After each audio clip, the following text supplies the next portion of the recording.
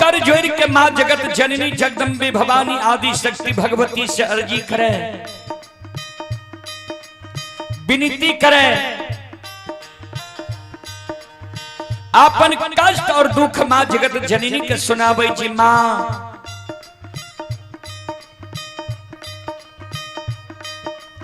अपनी के आसिनी गहबर निपाइत मां हमर तरहत खिया गले,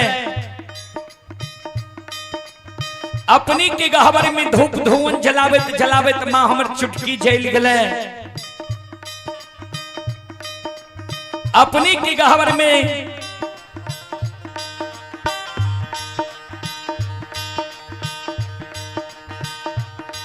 चढ़ावे के लिए फूल तोरे तोरे मां नाखून खिया गले, अपनी की गहबर में प्रतिदिन सांझ दैत दैत मां प्रत्येक सारी के आंचल झेल गले।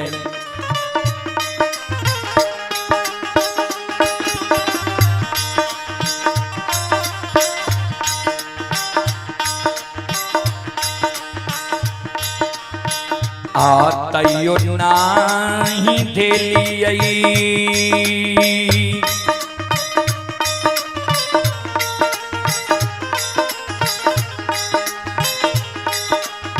हे मां गोदी में लाला न माये,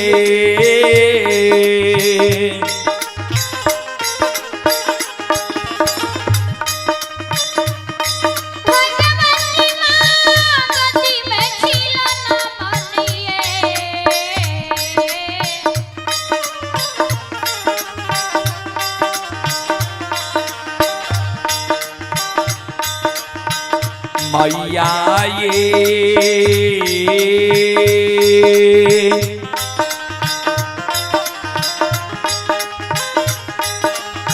हमारा बनैया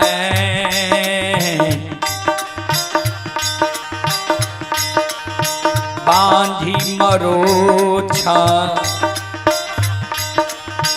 नीसे दाय माय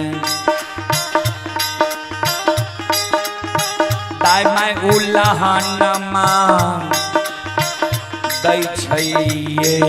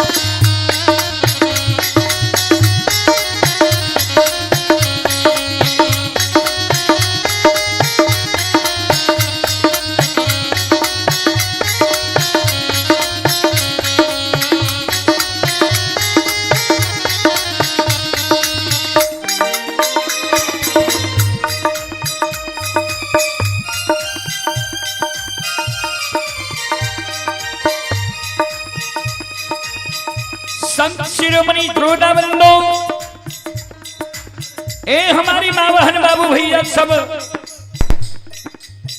ध्यान देवे।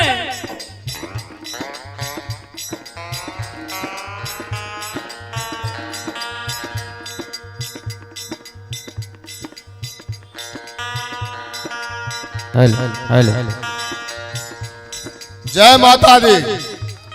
शारदीय नवरात्रि के शुभ अवसर पर हमने कल भी आप सभी ग्रामवासियों को सूचना दिया था, जो संध्या में भगत भजन सम्राट आज अभी शुरू हो चुका है। भजन भगत सम्राट श्रीमान रुदल पंजार जी हमारे ग्राम सराही पहुंचे हुए हैं। सराही विषहरा भगवती स्थान, ये हम सबों के लिए बहुत ही गर्व की बात है, जो श्रीमान रुदल पंजार जी का भगत भक्ति का आनंद लेने के लिए हम सभी अति शीघ्र मैया दरबार में पहुंचे, संगम का आनंद ले। बहुत बहुत धन्यवाद।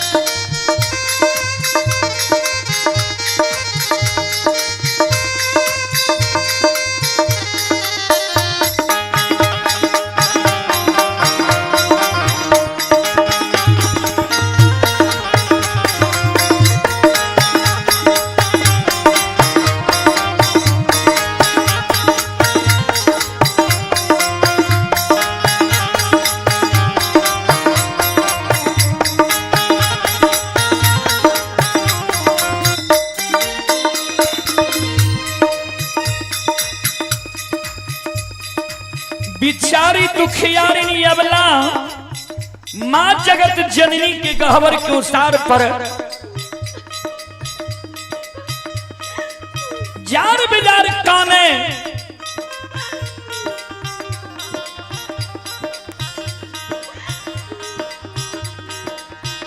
आंख से आंसू बिचारी दुखियारिनी के मां के गहवर के उसार पर गिरे। कैन कैन के मां जगत जननी के कहे, मां ए मैया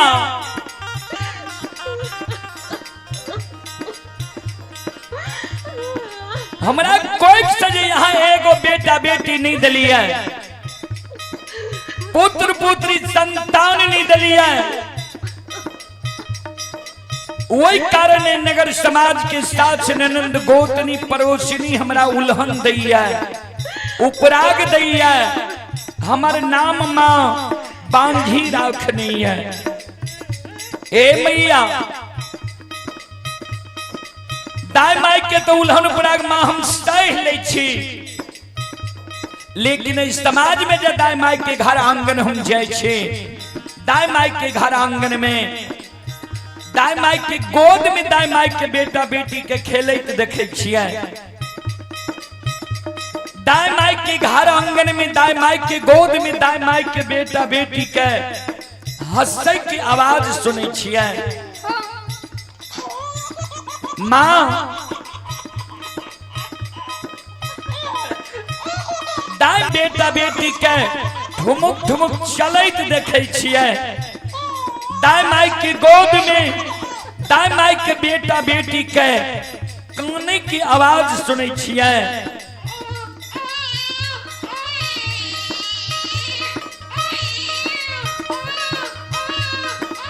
वो आवाज सुन के हमर हिया सालई है।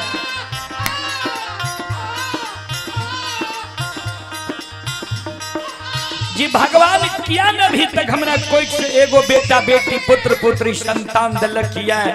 हमरो कोई से जब भगवान एगो बेटा बेटी पुत्र पुत्री संतान देती है, हम कोई के जन्मल बेटा बेटी के गोद में खेले तो हमरो अभिलाषा पूर्ण होती है। ए माँ, ए मैया, ए जगत जननी माँ,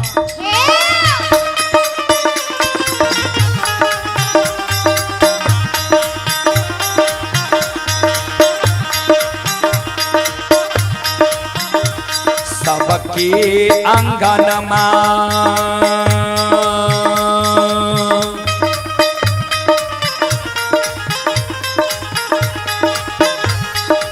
हे माँ खेलै छै लाला नमा ये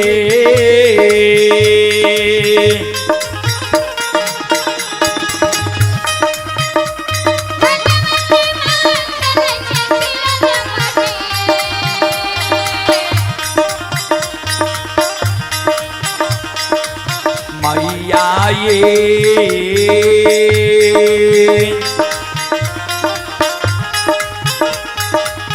हमारो आंगन माँ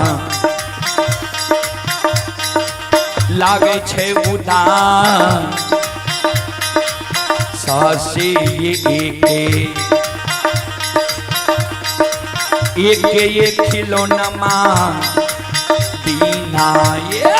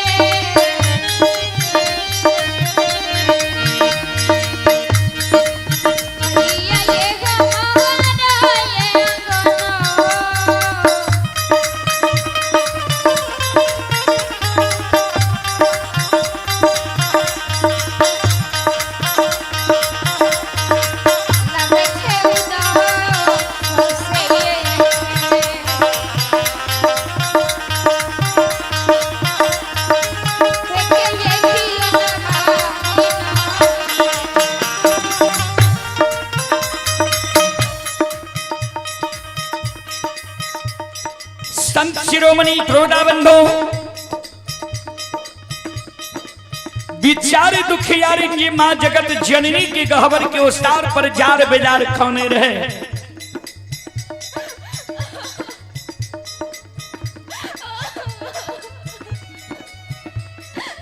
आंख से आंसू जी बिचारी दुखियारी के माँ के गहवर के उस्तार पर गिरे रहे।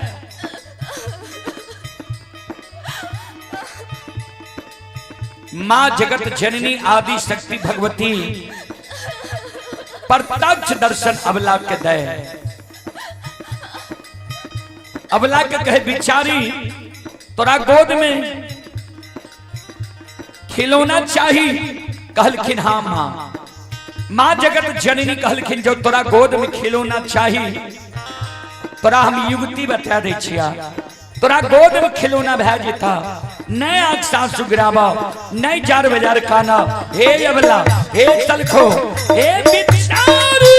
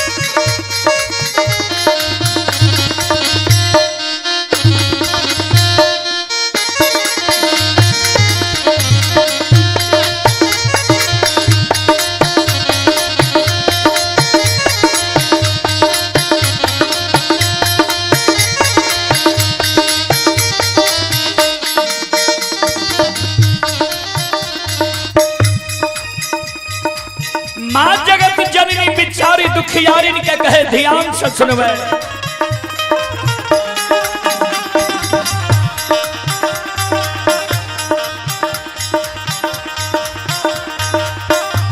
घर पाछुअरबा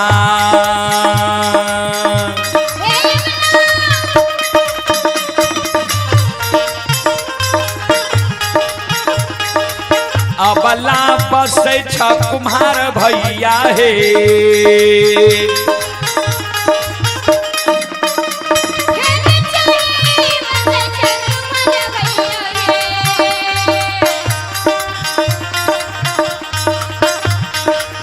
अबला हे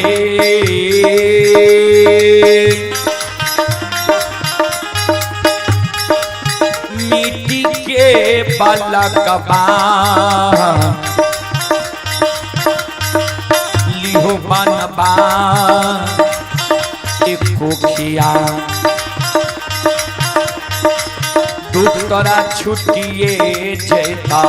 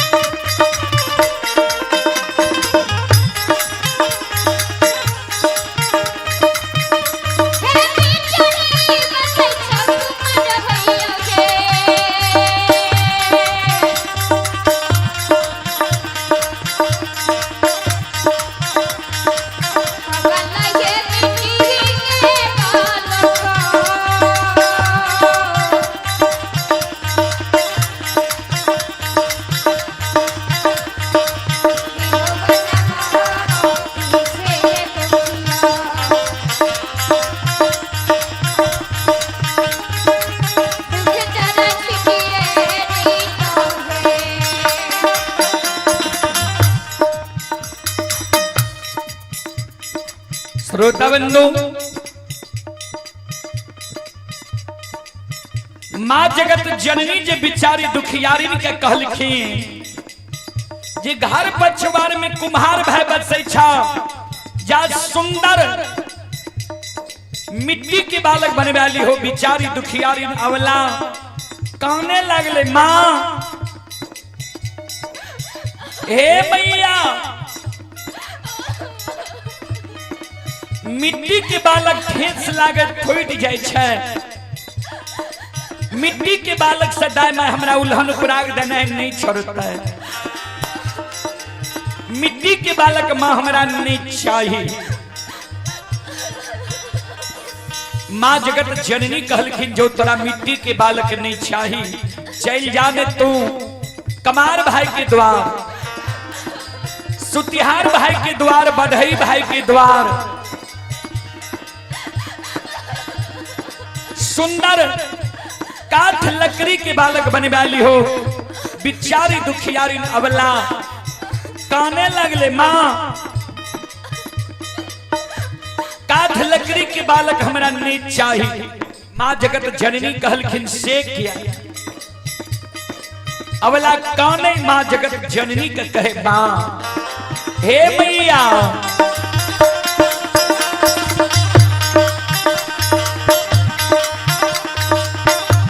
काठ के बालक बा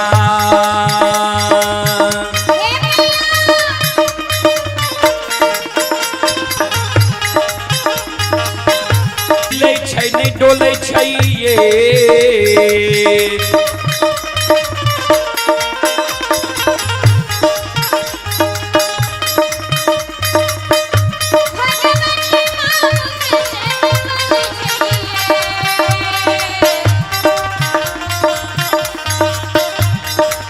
मैया ये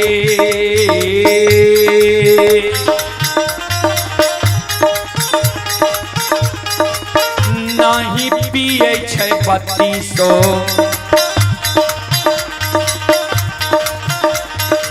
सुआ दूध से कोना कोना उल्हन माँ छूटत।